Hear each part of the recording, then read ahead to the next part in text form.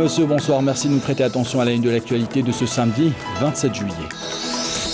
Le chef de l'État, Abdelkader Ben Salah, a assisté aux obsèques du président tunisien Béji Caïd Sebsi. Nous écouterons un extrait du discours du chef de l'État dans ce journal.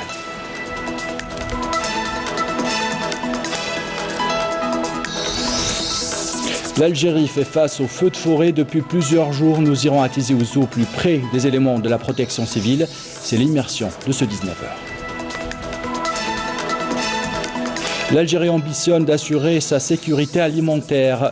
Nous vous parlons dans ce journal de la conférence nationale sur la céréaliculture. Et à la fin de ce journal, nous vous emmènerons à Sétif découvrir les cascades de Ain El Bared, un site qui draine de plus en plus de touristes en cette période estivale. Bienvenue à tous. Le chef de l'État, Abdelkader Ben Salah, s'est rendu ce matin à Tunis pour assister aux funérailles du président tunisien Béji Caïd Sebsi, qui se sont déroulées au palais présidentiel de Carthage, dans une oraison funèbre prononcée aux obsèques du défunt. Le président Abdelkader Ben Salah a rendu hommage à Béji Caïd Sebsi, le considérant parmi les premiers artisans qui ont contribué à l'édification et la valorisation des relations algéro-tunisiennes. Le résumé avec Amel Bouharba. Ce samedi, la Tunisie a rendu un dernier hommage à son président Béji Caïd Sebsi, décédé jeudi dernier à l'âge de 92 ans. Le défunt a été inhumé au cimetière du Dillaz à Tunis, aux côtés des membres de sa famille. Les funérailles du défunt se sont déroulées au palais présidentiel de Carthage, en présence de plusieurs chefs d'État et d'un grand nombre de Tunisiens.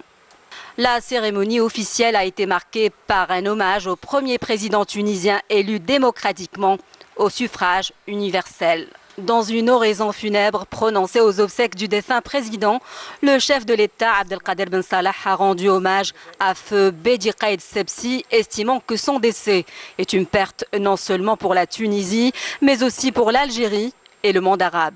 Abdelkader Ben Salah a tenu également à saluer le rôle important du défunt dans la valorisation des relations algéro-tunisiennes, relations privilégiées entre deux pays frères étroitement liés. Et justement, lors de ces funérailles, le chef de l'État Abdelkader Ben Salah a prononcé une oraison funèbre à la demande des autorités tunisiennes et de la famille du défunt. Je vous propose d'écouter un extrait. Bismillahirrahmanirrahim. Wassalatu wassalamu ala ashraf al-mursalin. Allahu akbar. Allahu akbar. الله أكبر. عائلة فقيدنا الكبير الباجي قايد السبسي،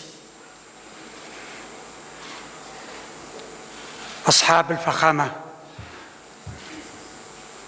أصحاب الجلالة والفخامة والسمو، أيتها السيدات والسادة، جئنا مثلكم من الجزائر، جئنا لنقاسمكم باسم الجزائريين والجزائريات المصاب بالجلل الذي ألم بالعائلة الصغيرة والعائلة الكبيرة تونس الشقيقة، ونقدم التعازي ونتضرع إلى الله سبحانه وتعالى معكم أن يتغمد فقيدنا الكبير الرحمة والمغفرة والتواب. فخامة الرئيس الفقيد كان خسارة ليس للعائلة وليس لتونس فقط، وإنما هو خسارة للجزائر والعرب والمسلمين وكافة محبي السلام عبر العالم، فتمنياتنا له بالرحمة والتواب. الفقيد عرفناه في أيام المحنة، كان إلى جانبنا، دعمنا ووقفنا إلى جانبنا وناصر قضيتنا.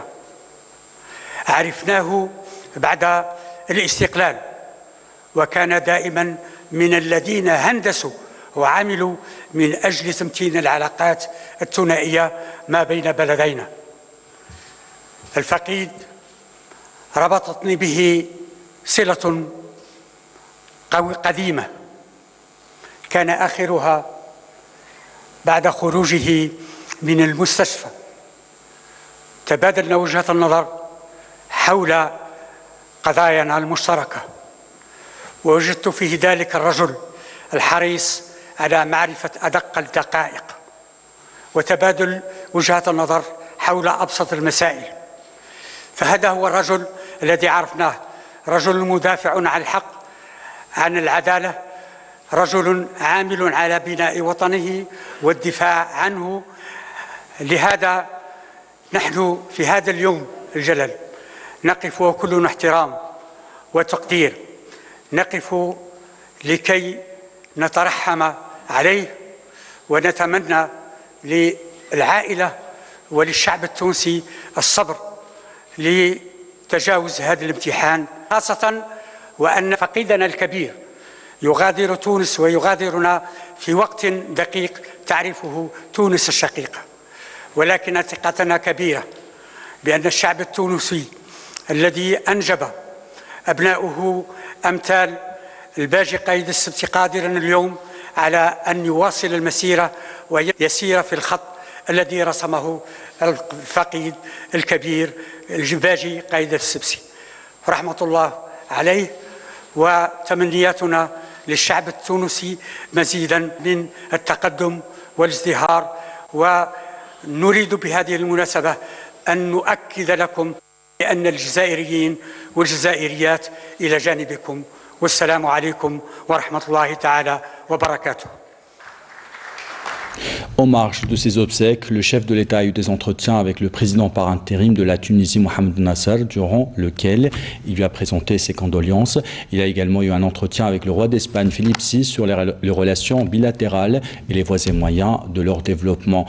Lors de cet entretien, le roi d'Espagne a réaffirmé sa confiance en les autorités algériennes et la classe politique a passé cette étape en référence à la crise politique que traverse actuellement l'Algérie. Abdelkader Ben Salah a aussi eu un entretien avec son homologue portugais Marcelo de Sousa ainsi qu'avec le président français Emmanuel Macron. Le chef de l'État Abdelkader Ben Salah est arrivé ce matin à l'aéroport de Tunis, pour rappel donc, pour assister aux obsèques du président tunisien Beji Caïd Sebsi, décédé jeudi à l'âge de 92 ans, accompagné du ministre des Affaires étrangères Sabri Bourgadoum. Abdelkader Ben Salah a été accueilli à son arrivée à l'aéroport de Tunis au salon d'honneur présidentiel par le chef du gouvernement tunisien Youssef Chahed, le secrétaire d'État aux Affaires étrangères Sabri Bouchatbji, les autorités tunisiennes, les autorités locales également, ainsi que l'ambassadeur d'Algérie en Tunisie, Abdelkader Hachar.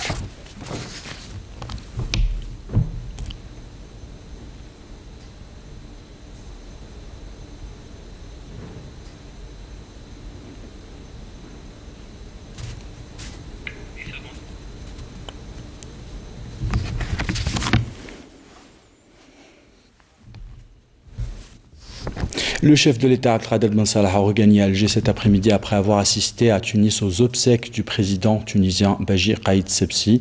Pour rappel, Abdelkader Ben Salah s'était rendu à Tunis en compagnie du ministre des Affaires étrangères Sabri Bourgadoum. Le chef de l'État a décrété un deuil national de 3 jours à compter de jeudi dernier suite au décès du président tunisien.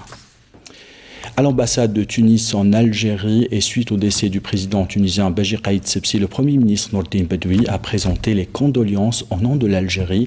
Il a également signé le registre des doléances, comme on peut le voir, des condoléances, je dis, comme on peut le voir sur ces images.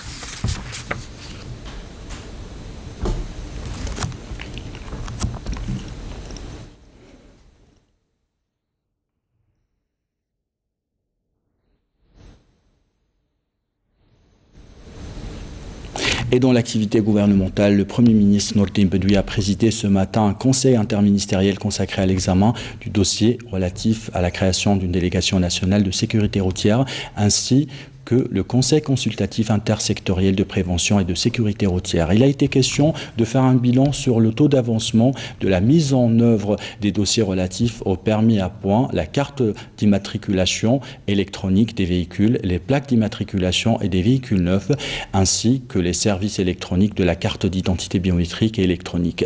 La réunion présidée par le Premier ministre Nourdine Bedoui s'est déroulée en présence des ministres de l'Intérieur, des Finances, de la Communication, des Travaux publics publics et des transports, la santé, ainsi que le commandant de la gendarmerie nationale et le directeur général de la DGSN. Le Premier ministre Nourdine Bedoui a suivi également au cours de cette réunion un exposé détaillé présenté par le ministre de l'Intérieur sur les taux ou le taux d'avancement dans la mise en œuvre des dossiers sur le plan juridique et technique. Sur le plan juridique, on notera la finalisation de la préparation des projets de décrets exécutifs relatifs à la délégation nationale de sécurité routière, le conseil consultatif intersectoriel de prévention et de sécurité routière, le permis biométrique électronique et le système de permis à points ainsi que l'immatriculation des véhicules neufs.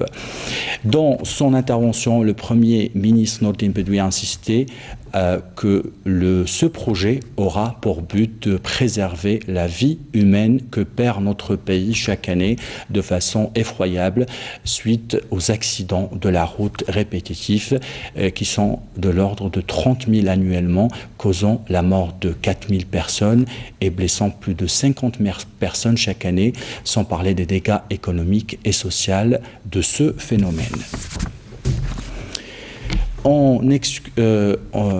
En exécution donc des instructions du général de corps d'armée, vice-ministre de la Défense nationale, chef d'état-major de l'armée nationale populaire, Ahmed Kaïd Salah, pour porter donc aide et assistance aux citoyens à chaque fois que nécessaire. 12 tonnes d'aide humanitaire ont été acheminées ce matin, fournies donc par le Croissant Rouge algérien aux habitants de la région de Tinzaouatine, dans la wilaya de Tamanrasset, par un vol militaire spécial. Le haut commandement de l'AMP n'épargne aucun effort pour porter assistance aux citoyens à travers le territoire national, et ce en mobilisant tous les moyens matériels humains adéquats. L'école des cadets de la Nation organise le concours d'admission au cycle moyen au titre de l'année scolaire 2019-2020, et ce à l'échelle nationale. L'exemple dans ce journal dans les wilayas de l'Arwat, d'Oran et de Sétif. Le point avec Moulana Walhamoudi. Ces enfants sont tous lauréats de l'examen de fin de cycle primaire. C'est avec beaucoup d'optimisme qu'ils viennent passer le concours d'admission au cycle moyen à l'école des cadets de la wilaya de Sétif. Âgés d'à peine 10 ans, ces enfants ont déjà les rêves plein la tête. Je viens de la wilaya de Annaba. J'ai obtenu une moyenne de 9,50. Avec une moyenne de 9,60, j'espère intégrer cette école pour devenir un héros et servir mon pays. Mon ambition est de pouvoir défendre ce pays où j'ai grandi. Même ambiance à l'école des cadets de la Nation de la wilaya de l'Arwat, où les candidats ont passé un examen médical d'aptitude avant d'entamer les différentes épreuves d'éducation physique. Le slogan de cette école est connaissance, abnégation et rigueur, et c'est justement ce qui me motive à suivre cette formation. À l'école des cadets de la Nation de la wilaya d'Oran, une sélection a été faite parmi ces 900 candidats en lice pour une formation de base de ces futurs cadres de l'armée. Mon rêve est de devenir pilote. Mon objectif est de servir mon pays et construire mon avenir. Les épreuves du concours d'admission au cycle moyen se poursuivent jusqu'au début du mois prochain. Cette année, la wilaya de Tizi Ouzou a connu de nombreux départs de feu, des feux de forêt qui ont ravagé pas moins de 1800 hectares de couvert végétal. La lutte contre ces incendies a mobilisé des dizaines d'éléments de la protection civile et des citoyens aussi. Le reportage sur place de Badia Amarni. Ils sont au cœur du brasier. Les agents de la protection civile de Tizi Ouzou ont dû lutter contre les feux de forêt qui se sont propagés à travers 46 communes. Cette semaine, effectivement, on a vécu quand même une intensité pour ce qui est des feux de forêt. On est passé de 21 feux de forêt, qui est la moyenne généralement dans notre wilaya, le dimanche. Le lundi, on est passé à 45 feux de forêt. Le mardi, on est passé à 51 feux de forêt. Ensuite, il y avait une baisse le mercredi à 44 feux de forêt. Actuellement, ça s'est calmé un petit peu. On est revenu à la normale. Donc, ça peut s'expliquer aussi par les fortes chaleurs qu'on a vécues au niveau de la région. Donc, il y a jusqu'à 45 degrés. Pas une minute à perdre. Dès qu'ils entendent cette alerte, les pompiers se précipitent vers leur véhicule munis de leur casque pour aller affronter les feux aux côtés des citoyens qui leur prêtent main forte.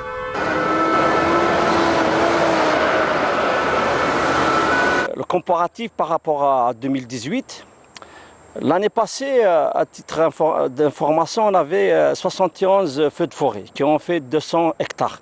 Actuellement, on en est à 181 départs de feu qui dépassent les 1 hectare. On est à 1800 hectares. Je tiens à exprimer mes remerciements pour les citoyens de Tizi Ouzou, les comités de village, les citoyens, les élus qui nous accompagnent dans cette lutte. À chaque fois qu'il y a un incendie de forêt, automatiquement ils viennent. Je vais vous dire, même c'est eux qui viennent les premiers. Donc nous on vient, on les assiste, on vient en renfort. Néanmoins, le gros travail, c'est eux qui le font, notamment les citoyens. Je les ai vus moi-même. Grâce à ces soldats du feu, la situation est revenue actuellement à la normale. Mais ils restent en alerte. Dans l'actualité de ce samedi également, les travaux de la conférence sur le développement de la filière céréalière ont débuté ce matin à Alger. Objectif de cette conférence est ambitieux, est à établir une stratégie nationale pour assurer une sécurité alimentaire de notre pays. Jazia Bayou était sur place. Cette rencontre vise à annoncer la mise en œuvre d'une feuille de route élaborée par des experts et des professionnels impliquant les secteurs concernés pour en dégager une nouvelle stratégie et les mécanismes de sa mise en œuvre sur le terrain. 5 ateliers thématiques organisés au niveau des instituts techniques auxquels ont pris part 160 experts et cadres avaient précédé cette conférence nationale et des recommandations ont été arrêtées afin de garantir le développement de la filière céréalière et assurer de ce fait une sécurité alimentaire à l'échelle nationale. Dans le premier atelier, nous avons discuté et apporté quelques recommandations par rapport à tout ce qui doit être fait en matière de régulation, en matière de collecte de la production. C'est très important parce que nous avons beaucoup de pertes au cours de la récolte et donc il nous faut assurer le maximum de capacité de stockage pour pouvoir engranger toute la production. C'est le plus important. Et on a beaucoup parlé surtout de tout ce qui est utilisation des techniques modernes par l'agriculteur pour accroître et la productivité, et la production, et la qualité de la production. Parce que c'est très important pour la santé humaine. La santé humaine, un objectif primordial qui pourrait être entravé par plusieurs facteurs à l'image du réchauffement climatique qui demeure un phénomène mondial. Mais comment le ministère de l'Agriculture s'adapte-t-il au changement climatique ? Avec la filière céréale, il s'agit de faire adapter les meilleures semences par rapport aux données du changement climatique, par rapport au stress hydrique, par rapport aux maladies. Donc tout ça s'insère dans une démarche globale dans le cadre de développement rural. Et avec nous, on travaille aussi avec le ministère de l'Environnement et des énergies renouvelables pour essayer de mobiliser l'ensemble des capacités et notamment au niveau de la recherche aussi. Donc c'est une question qui implique tous les intervenants au niveau national et toutes les capacités scientifiques et techniques. Elles sont mobilisées pour travailler sur ce phénomène qui touche tout le monde. Et nous, on est au sud, donc on a une question de rareté des ressources en eau, une question de fragilité des écosystèmes. Et à cet effet, on est en train de mettre toutes les capacités nationales. Toutes les capacités nationales ont été donc mobilisées pour résoudre tous les problèmes qui pourraient entraver les démarches mises en place pour assurer la sécurité alimentaire à l'échelle nationale. L'Algérie a enregistré cette année une production record dans la céréaliculture. Une bonne nouvelle qui s'est vite transformée en casse-tête pour les producteurs qui peinent à trouver des silos pour stocker leur production. Avec les nouveaux silos, la wilaya de Constantine compte 15 points de stockage, mais cela reste insuffisant. L'exemple Al-Khroub avec Amel Bouharba. À Constantine, la campagne de récolte céréalière pour cette saison est en voie d'achèvement, avec une production record attendue de plus de 2 500 000 quintaux. Mais comme chaque année, le stockage et le conditionnement de la production posent problème. Car malgré la réception de nouveaux silos de stockage, à l'exemple de ceux d'Al-Khroub, les agriculteurs éprouvent les pires difficultés pour stocker leur récolte. En application des instructions du ministre de l'Agriculture, cette coopérative a été renforcée par des moyens supplémentaires tels que des camions mobilisés pour la collecte de la production. Nous avons enregistré jusqu'à maintenant 1 700 000 quintaux, dont près de 40% ont été transférés aux wilayas avoisinantes. Il y a 3 ans de cela, la capacité de stockage ne dépassait pas les 300 000 quintaux. Une situation contraignante pour les agriculteurs, obligés de veiller toute la nuit afin de déstocker leur production. Mais avec la réception de la nouvelle structure de stockage, la pression a quelque peu baissé. Dieu merci, il y a moins de pression. On arrive à décharger la marchandise en 45 secondes. Tout fonctionne bien. Les responsables veillent à cela. Les agriculteurs sont soutenus par des équipements et des moissonneuses-batteuses. Mais cela reste insuffisant. Cette structure de stockage ne suffit pas, car elle couvre toute la région Est. Il faudrait renforcer les capacités de stockage. Renforcer les capacités de stockage et de conditionnement des céréales demeure donc un impératif pour relever le défi de l'autosuffisance alimentaire. Destination Mostaganem, la ville aura bientôt son tramway. Le projet a été lancé en 2013 et sera réceptionné en 2020. Il va faciliter le déplacement des habitants de Mostaganem et contribuer à désengorger plusieurs axes de la ville. Le reportage sur place de Saïda Mayouf. Il s'agit là du chantier du tramway de Mostaganem, le 3e à l'ouest du pays après celui d'Oran et de Sidi Bel Abbès. Ce projet structurant s'étend sur 14 km 200. Il est réparti en 2 lignes. Au niveau du bâtiment secondaire de maintenance, les travaux sont à hauteur de 70%. La pose des rails et des poteaux étant presque achevée. Et grâce à ce bâtiment, donc les rames vont sortir pour faire une exploitation indépendante de la fourche qui s'étale sur 2 km en passant par le centre-ville. Tramway s'étale sur 14 km 200 en passant par Salamande à Kharouba, ligne principale de 2 km, et une fourche de 2 km en passant par le centre-ville de la gare ferroviaire à la gare routière en passant par le centre-ville de la ville de Mostaganem. Nous nous rendons au PHT, le poste de haute tension, dans la cité 5 juillet, à proximité de la RN 23. Un poste d'alimentation électrique à même d'assurer au tramway une indépendance en matière d'énergie. Cette alimentation est à 60 000 à travers la GRTE. En rentrant à ces postes et avec ces installations, donc les installations, on sort avec tout ce poste, les groupes de transformateurs, on arrive à alimenter le tramway à 750 colonnes continues. Ce projet d'envergure, qui sera équipé de 25 rames, a généré d'ores et déjà 1100 emplois directs et indirects dans sa phase de réalisation et 600 autres permanents, une fois mis en exploitation à l'horizon 2020. C'est un nouveau outil de moyen de transport écologique et qui permet de donner une nouvelle requalification des moyens de transport urbains en milieu urbain. On s'attend à un nombre de voyageurs de 4000 voyageurs par heure. Il relie les 2 importants pôles urbains, Kharouba et Salamande. Ces 4000 voyageurs heure auront accès à un nouveau mode de transport confortable, propre et performant qui conférera à la ville une vision esthétique de par les aménagements que susciteront les 24 stations qui seront implantées le long du parcours du tramway. Dans le cadre de la lutte contre la contrebande et la criminalité organisée, suite aux opérations distinctes, des gardes-côtes ont saisi le 25 et 26 juillet à Al-Ghazawet, wilaya de Tlemcen, 71,35 kg de kif traité, tandis que des éléments de la gendarmerie nationale ont saisi à Ain Timouchent une autre quantité de la même substance s'élevant à 730 grammes.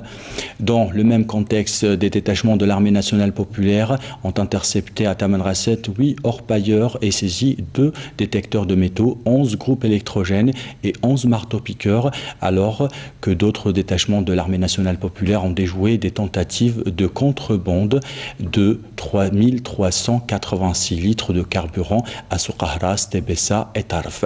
D'autre part, des éléments de la gendarmerie nationale ont saisi à Skikda 2 quintaux et 47 kg de plomb, tandis qu'un fusil de chasse sans papier et 133 balles de différents calibres ont été saisies à Tebessa. Fin du communiqué du ministère de la Défense nationale.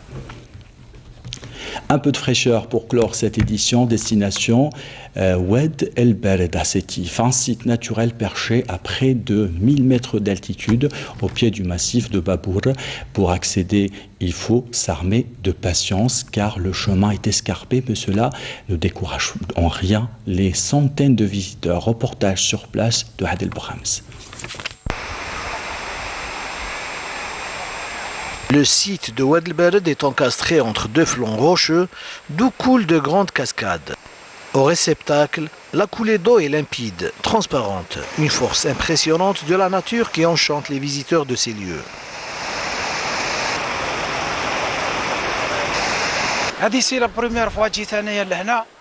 C'est la première fois que je visite ce site. Je suis vraiment fasciné par la beauté des lieux.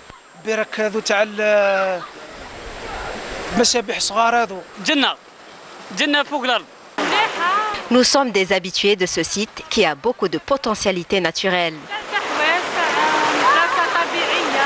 Mais pour y accéder, c'est un véritable parcours du combattant qu'il faut mener à cause de la dégradation de la chaussée qui a dissuadé les opérateurs touristiques et les transporteurs, laissant place au petit commerce informel au risque de bidonvilliser le site.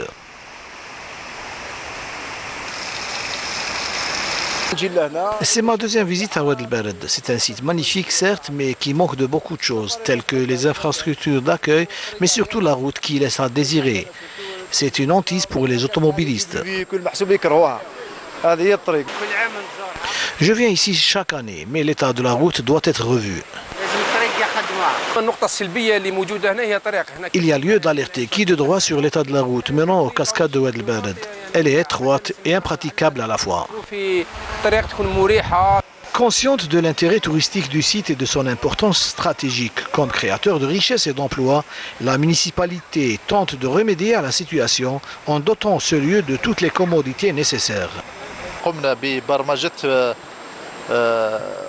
Nous avons programmé un projet de réhabilitation de la route menant vers Oued El Bered sur une distance d'1,5 km au titre du programme communal de développement de l'année 2019. Cette route a causé beaucoup d'ennuis aux visiteurs de ce site. Nous avons même mis en place un dallo afin de permettre aux automobilistes d'emprunter une autre route en quittant ce site. Dans ce même contexte, je lance un appel aux autorités locales de tenir en compte l'importance de la réhabilitation de la route menant de Oued El Bered vers Babor, car du côté opposé, les travaux sont déjà en cours pour la réhabilitation de près de 2 km. Pour ce qui est de l'hébergement, nous avons sollicité les domaines pour l'attribution des locaux qui ne sont pas en service dans la région, afin d'en faire une auberge. Je pense qu'une fois la route réhabilitée et dès que le climat d'investissement sera favorable, les investisseurs viendront d'eux-mêmes. Nous n'avons aucun problème à leur offrir le cadre idéal pour investir. Bien au contraire, nous souhaitons bien voir cette région dotée ne serait-ce que d'un petit hôtel. يبقى كي يلقى الطريق مخدومه ويلقى الامور هذه هما يقدروا يستمروا وحدهم لما لا فندق ولو صغير في المنطقه. En attendant des jours meilleurs, les estivants profitent de ces moments de joie que leur offre Dame Nature à Oued El Bered. Avant de quitter, voici le rappel des titres. Le chef de l'État, Abdelkader Ben Salah, a pris part ce matin aux obsèques du président tunisien Beji Caid Sebsi. Nous avons écouté un extrait du discours du chef de l'État dans ce journal.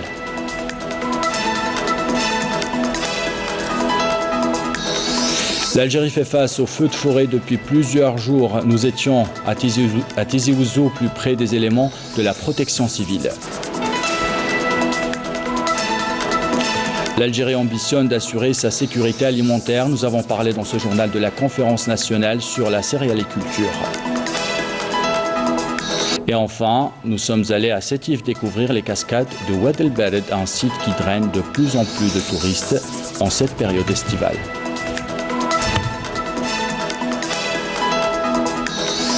C'est la fin de ce journal. L'équipe de la rédaction qui l'a préparé vous remercie de l'avoir suivi. En bas de votre écran, les adresses web pour le replay de nos programmes. Demain midi, vous retrouvez Faria Lassali à 19h, vous retrouvez Amina Zahouf. J'aurai le plaisir de vous retrouver la semaine prochaine.